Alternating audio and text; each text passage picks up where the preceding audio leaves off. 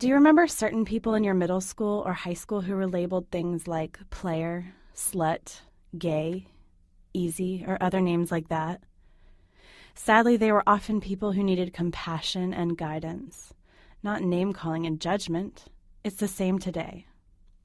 Your teen is likely aware of and concerned about her or his sexual reputation. She may have been called a slut to her face, no matter what her own behaviors have been. He may be labeled gay just because he's not great at sports or is friends with a lot of girls.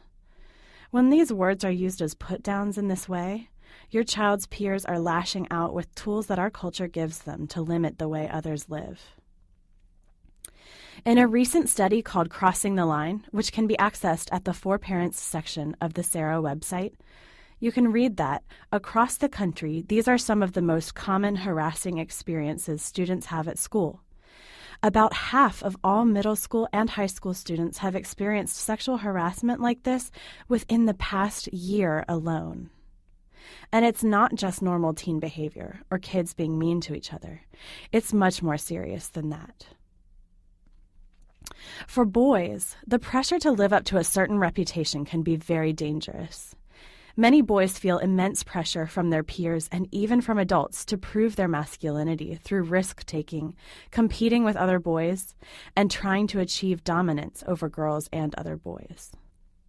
There is also pressure on many of our boys to get laid as early and as often as possible, and it's even treated as a sort of sexual conquest or a game in many peer groups.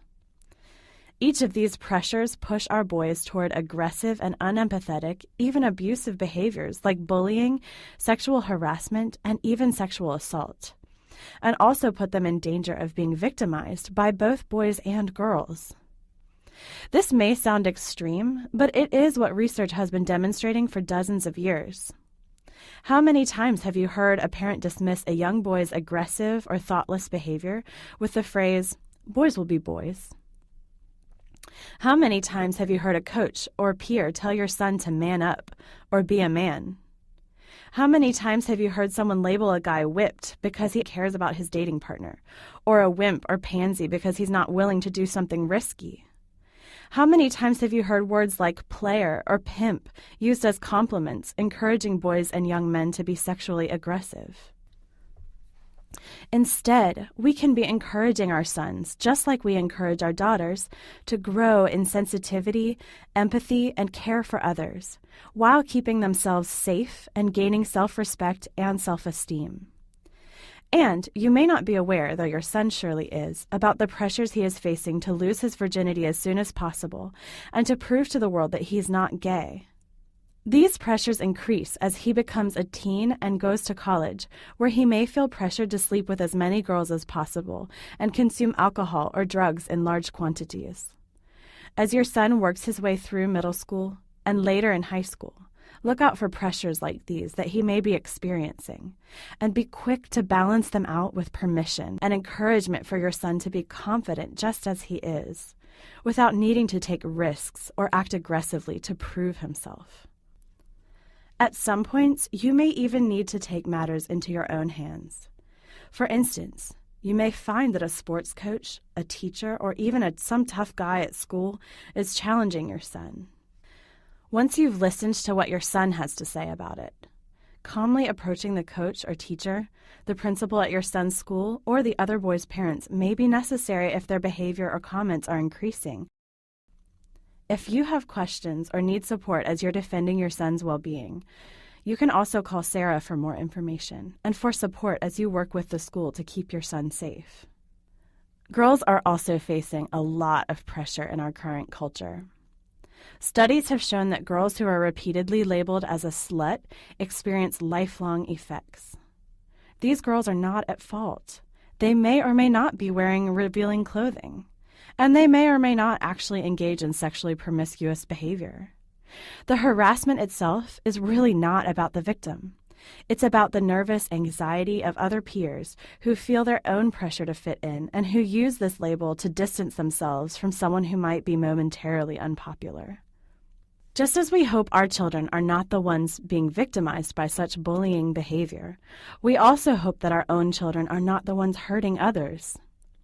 It is even easier to miss the signs that our own children are the bullies, especially because many students who call one girl a slut just do it in passing, not an ongoing basis. But for the victim, every word stings. How can we as parents keep our own children from hurting others in this way? First, it is important that we evaluate our own opinions about others, especially about young people who dress or behave in a certain way. We may inadvertently be adding to the problem with comments we make here and there about how girls are dressed or what people look like. Even when we think our preteens and teens aren't listening, they are picking up every attitude we express in passing comments. It's one thing to encourage your own child to wear appropriate clothing, but it is important not to categorize those who dress differently as promiscuous, risque, or slutty. Once we have evaluated our own biases, we can talk to our children. Ask them if they know of anyone at school who is teased a lot about their body or how they act. Listen openly and try to understand how your own child feels about the teasing.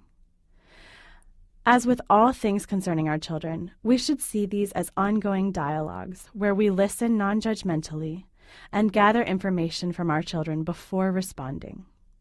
Of course, if your child comes right out and tells you that he or she teases or hates another child, ask more questions to try to understand why, and do not hesitate to challenge your child's belief that she or he has a right to make fun of others.